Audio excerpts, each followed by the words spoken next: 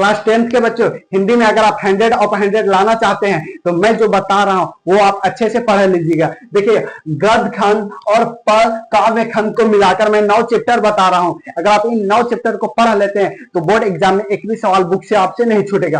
पहला, आप श्रम विभाजन और जाति प्रथा को देख लीजिएगा। दूसरा, नागरी लिपि को आप अच्छे से पढ़ लीजिएगा। नाखून क्यों बढ़ते हैं, ये इस चैप्टर को आप अच्छे से पढ़ लीजिएगा। 20 के दांत और लास्ट आप बहादुर चैप्टर को अच्छे से पढ़ लीजिएगा। उसके बाद काव्य खंड में चलते हैं तो गुरु नानक को पढ़ लीजिएगा, रसखान को देख लीजिएगा, घनानंद को देख लीजिएगा और स्वदेशी चैप्टर को आप अच्छे से देख लीजिएगा। उसके बाद एक वर्णिका भाग 2 होता है, इसमें दही वाला मगम्मा को पढ़ लीजिएगा।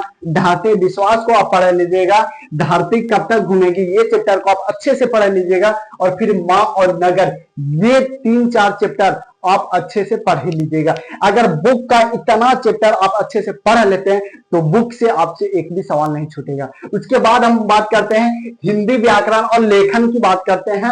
तो व्याकरण में आप विलोम शब्द, पर्यायवाची शब्द, मुहावरा और वाक्य शुद्धि को आप अच्छे से पढ़ लीजिएगा, ठीक है। उसके बाद हम बात करते हैं निबंध। तो 5 निबंध मैं बता रहा हूं, इन 5 टॉपिक में से एक टॉपिक 2027 बोर्ड में छपता हुआ नजर आएगा, एकदम वादा है, ठीक है। देखिए, पहला दहेज प्रथा को देख लीजिएगा, बेरोजगारी को आप अच्छे से पढ़ लीजिएगा, मेरा प्रिय शिक्षक को पढ़ लीजिएगा, अनुशासन को पढ़ लीजिएगा और त्योहार समस्या को पढ़ लीजिएगा। अगर ये 5 निबंध आप अच्छे से पढ़ लेते हैं तो 5 में से एक बिहार बोर्ड में छपता हुआ नजर आएगा।